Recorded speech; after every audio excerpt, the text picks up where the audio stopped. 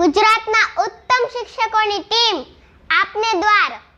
તો અત્યારે જ ડાઉનલોડ કરો યુથ એજ્યુકેશન એપ્લિકેશન।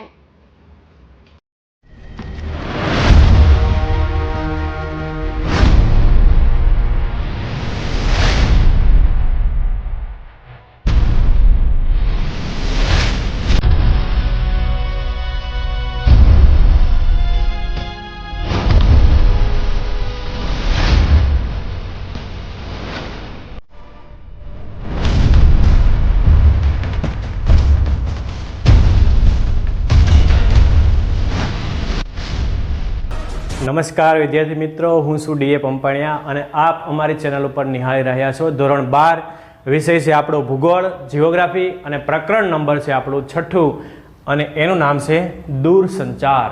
દૂરસંચારનો આપણો છેલ્લો મુદ્દો અને છેલ્લા વિભાગની અંદર આપણે બે બાબતોની ચર્ચા કરવાની છે। એક છે આપણું કમ્પ્યુટર અને બીજું છે કમ્પ્યુટરના ઉપયોગ। આ બે મુદ્દા અંગે ચર્ચા કરવાની છે।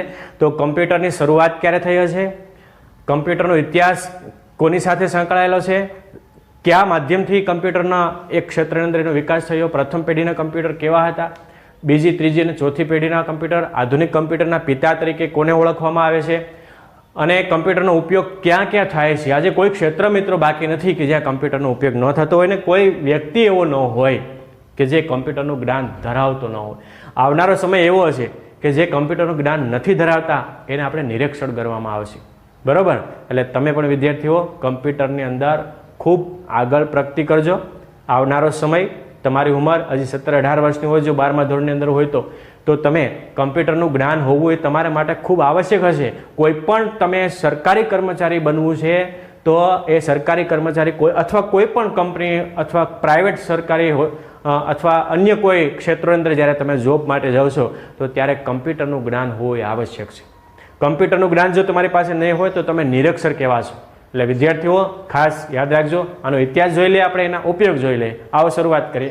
કમ્પ્યુટર મિત્રો, આપણા વડીલો આંગળીના ટેરવાએથી હિસાબ કરતા, 1 2 3 4 5 રીતે। બીજું, કેટલાક પથ્થરોનો ઉપયોગ, આદિમાનવ જ્યારે રખડતું ભટકતું જીવન જીવતો ત્યારે કોઈ પણ પ્રકારનો જે લિપિનો એની અંદર અભાવ છે, લિપિનો કોઈ વિકાસ નહોતો થયો, આવા કોઈ કેલ્ક્યુલેટરની શોધ નથી થઈ, કમ્પ્યુટરની શોધ નથી, તો એને કોઈ ગણતરી કરવી હોય તો શું કરતા કે કેટલાક પથ્થરો વીણી અને એક જે કોઈ પેટી જેવું અથવા કોઈ બોક્સ હોય અથવા એક ખાડો હોય એની અંદર નાખી દેવામાં આવતા અને એને આધારે એ ગણતરી કરતા કે આ 1 2 3 4 એ રીતે, બરોબર। બીજું, કેટલાક વૃક્ષોની છાલ અથવા તો તમારા ઘરે આજે મિત્રો મને ખ્યાલ છે બરોબર કે ગામડાની અંદર આજે પણ દૂધનો હિસાબ, ઘણા બધા ગામડા એવા છે કે જ્યાં કેટલીક મહિલાઓ, કેટલાક વ્યક્તિઓ છે નિરક્ષર છે, તો એ લોકો દૂધનો હિસાબ કઈ રીતે રાખે તો તમારા ઘરનું જે ટોડલો છે એટલે કે બહારનું જે આ દિવાલ છે, આ દરવાજો છે અને આ ટોડલો છે એ લાકડાનો, તો એની ઉપર આવી ચોકથી એટલે કે ચોકથીનો લીટા કરે છે। આ 1 દિવસ દૂધનો થયો, આ 2 દિવસ, આ 3 દિવસ, આ 4 અને પછી 5 કરે। દૂધવાળો જ્યારે હિસાબ માગે કે કેટલા દિવસનું દૂધ થયું તો એ જે બહેનો છે અથવા જે મહિલાઓ છે એ દૂધનો, એ પોતે ભણેલ નથી, વંચિત રહી ગયા છે, બરોબર, તો એ દૂધનો હિસાબ કરે છે, એ ગણતરી કરે 1 2 3 4 5 અને 6, તો એમ કે ભાઈ 6 દિવસનું દૂધ થયું અને 6 દિવસના દૂધના પૈસા કેટલા એમ જ્યારે એને પૂછવામાં આવે તો ત્યારે આ રીતે આપણે એની ગણતરી કરતા હતા। હવે પ્રાચીન સમયની અંદર પણ માનવી કેટલાક આંગળીના ટેરવા ગણતો હતો, કેટલાક એ બીબાનો એની અંદર ઉપયોગ કરવામાં આવતો, કેટલાક મણકા પદ્ધતિ, તમે પ્રાથમિક શાળાની અંદર ભણ્યા ત્યારે મણકા આપણે શીખ્યા, એક મણકા પેટી હતી, એમાં અલગ અલગ કલરના મણકાઓ હોય અને પછી શિક્ષક આપણે અથવા કોઈ પણ એક વિદ્યાર્થી જે આગળના ધોરણના વિદ્યાર્થી હોય અમને આ રીતે શીખવતા અને પછી એ મણકો 1 2 3 4 એ રીતે 1 થી 100 સુધીના જે મણકાઓની અંદર એની ગણતરી કરતા આપણને શીખાડતા હતા। તો એની શરૂઆત ક્યારથી થઈ તો એની શરૂઆત પ્રાચીન સમયમાં માનવી ગણતરી કરવા માટે અલગ અલગ માધ્યમનો ઉપયોગ કરતા હતા।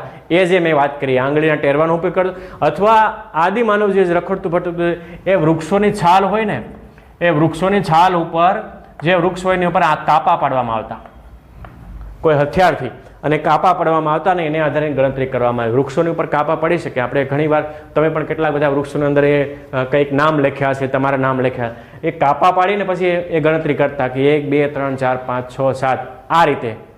તો તો આ એનો ઇતિહાસ, કમ્પ્યુટરના ઇતિહાસ પાછળ આ બધા કારણો એની પાછળ જોડાયેલા છે. જે આંગળીના ટેરવાઈથી ગણતા, મણકા પદ્ધતિનો ઉપયોગ કરતા, કાપા પાડીઓને લગતા, અથવા જે કોઈ પણ કાંકરાઓ પથ્થરનો ઉપયોગ કરીને એની ગણતરી કરતા, એ બધી સાથે કમ્પ્યુટરનો ઇતિહાસ જોડાયેલો છે. હવે આ બધા જ અલગ અલગ પ્રકારના જે માધ્યમો છે, આ સિવાયને પણ મિત્રો ઘણી જગ્યાએ એવા માધ્યમો છે કે જે આપણને ખ્યાલ નથી, કે જેનો આપણે એ લોકો પ્રાચીન સમયની અંદર ઉપયોગ કરતા હશે, અને એનો જ ઇતિહાસ એને કમ્પ્યુટર સાથે જોડાયેલો છે. હવે વાત કરીએ 5000 વર્ષ પહેલા, આજથી 5000 વર્ષ પહેલા મણકા પાટીની શોધ થઈ હતી. આપણે જે મણકાની વાત કરી મેં તમને 1, 2, 3, એ મણકા પાટીની શોધ આજથી 5000 વર્ષ પહેલા થઈ. એની સાથે કમ્પ્યુટરને જોડાયેલું છે, એટલે કે એ પણ એક પ્રકારનું કમ્પ્યુટર છે. ટૂંકમાં કમ્પ્યુટર એટલે શું કે ગણતરી કરતું યંત્ર, એને આપણે કમ્પ્યુટર નામ આપવામાં આવ્યું છે. એ પછી એની અંદરથી આધુનિક પછી કેલ્ક્યુલેટર આવ્યું, અને કેલ્ક્યુલેટરમાંથી પછી કમ્પ્યુટરનો જન્મ થયો.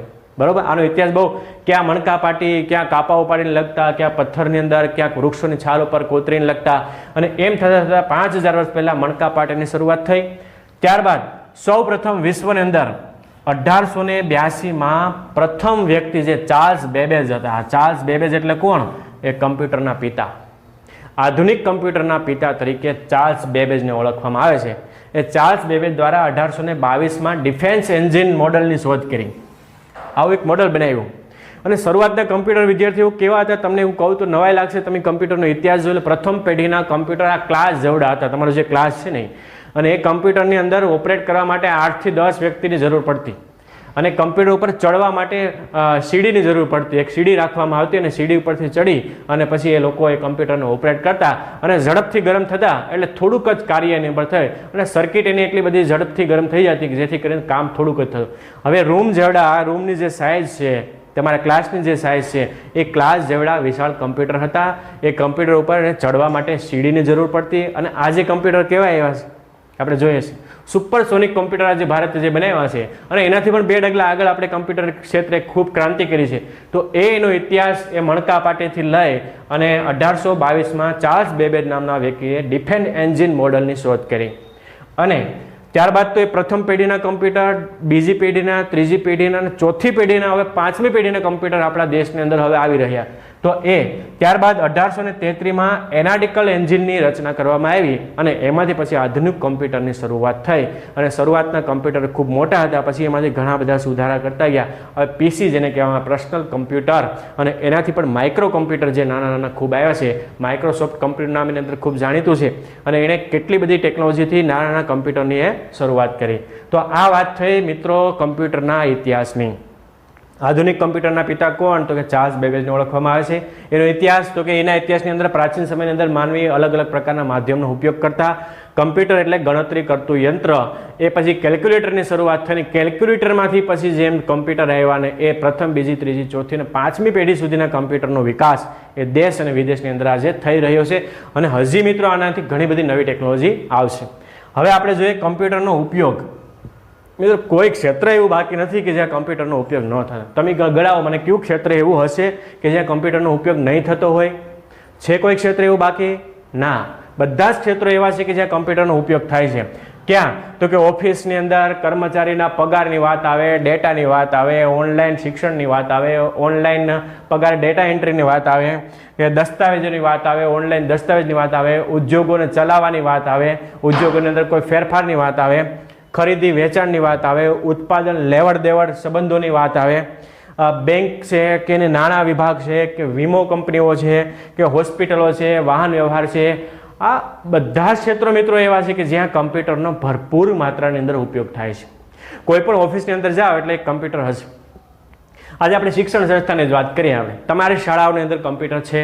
હા, ભલે તમે ઉપયોગ ન કરતા હોય, પણ તમારા ક્લાર્ક જે તમારા પગાર કર્મચારીઓના પગાર ડેટાની અંદર વાત થતી હોય, તમારા શિષ્યવૃત્તિ અંગેના ફોર્મ ભરવાની વાત થતી હોય, તમે જે પુસ્તકો તમને સરકાર તરફથી મફત આપવામાં આવે છે એની એન્ટ્રી કરવાની વાત આવતી હોય, તમારા જીઆર એટલે કે જનરલ રજિસ્ટરની અંદર જે એના ડેટા માહિતી છે એ જિલ્લા શિક્ષણ અધિકારી કચેરીને, તો આ શાળાની વાત થઈ. તમે હોસ્પિટલની અંદર જાઓ કેસ કઢાવો, તમે બીમાર પડ્યા છે, કેસ લખાવો છો, તમે ડાયરેક્ટ એની એન્ટ્રી તમારા રજિસ્ટરની અંદર થશે અને કમ્પ્યુટરની ઉપર કરશે. ડૉક્ટર ત્યાંથી જાઓ, તમને દવા લખશે ત્યારે આપણે કમ્પ્યુટરથી બિલ કાઢશે. બસ સ્ટેન્ડની અંદર જાઓ, તમને ઓનલાઈન બુકિંગ કરાવશે, કમ્પ્યુટરનો ઉપયોગ થાય છે. એરપોર્ટ ઉપર જાઓ, તમને બુકિંગ કરાવશે, કમ્પ્યુટરનો ઉપયોગ થાય છે.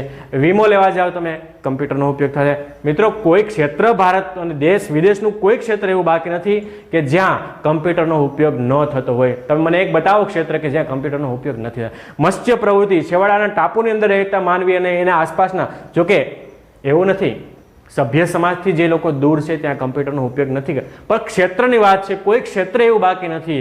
દરિયાઈ પ્રવૃત્તિની અંદર, માછીમારી પ્રવૃત્તિની અંદર પણ કમ્પ્યુટરનો ઉપયોગ થાય છે. મચ્છી આવે છે કેટલા એક્સપર્ટ થાય છે, એક્સપર્ટ ઇનપટ કેટલી થાય છે, એ અંગેની માહિતી પણ એ કમ્પ્યુટરની અંદર આવે છે. તો બધા જ ક્ષેત્રોની અંદર એનો ઉપયોગ કરવામાં આવે છે. બેંક, વીમો, હોસ્પિટલ, વાહન વ્યવહાર, સંદેશા વ્યવહાર વગેરે. ઉપગ્રહ છોડવાની અંદર પણ કમ્પ્યુટરનો, અવકાશ ક્ષેત્ર, વિજ્ઞાન, ઉપગ્રહ છોડવો અને ગુનાહિત પ્રવૃત્તિ ડામવા માટે, ગુનાહિત પ્રવૃત્તિને પકડવા માટે પણ કમ્પ્યુટરનો ઉપયોગ કરવામાં આવે છે. તમારા મોબાઈલની અંદરથી કોઈ પણ વ્યક્તિને કોલ કરેલા હોય, તમે ડિલીટ કરી નાખો, ફરી પાછળ ઓપન કરવા માટે કમ્પ્યુટરનો ઉપયોગ થાય છે. આજથી 2013ની અંદર તમે કોઈ વ્યક્તિ સાથે વાતચીત કરી છે અને એ ફરી પાછું રીઓપન કરી હોય તો એ કમ્પ્યુટર કરી શકે છે. શિક્ષણ અને ઓનલાઈન પરીક્ષા લેવામાં પણ કમ્પ્યુટરનો ઉપયોગ થાય છે. તો આવી અઢળક માહિતી વિદ્યાર્થીઓ આ ચેપ્ટરની અંદર સમાયેલી છે.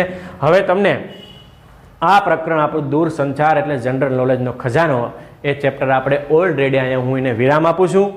હું અપેક્ષા રાખું છું કે તમને આમાંથી ઘણું બધું જ્ઞાન મળ્યું છે અને આ 12મા ધોરણ માટે જ નહીં, પણ આવનારા સમયની અંદર પણ આમાંથી ઘણું બધું જ્ઞાન એ તમને આશીર્વાદરૂપ સાબિત થશે. હું સૌ વિદ્યાર્થીઓનો ફરી આ ચેનલ ઉપર હાર્દિક સ્વાગત કરું છું અને આ પ્રકરણ આપણે વિરામ આપીએ છીએ. સૌનો ખૂબ ખૂબ આભાર. ધન્યવાદ.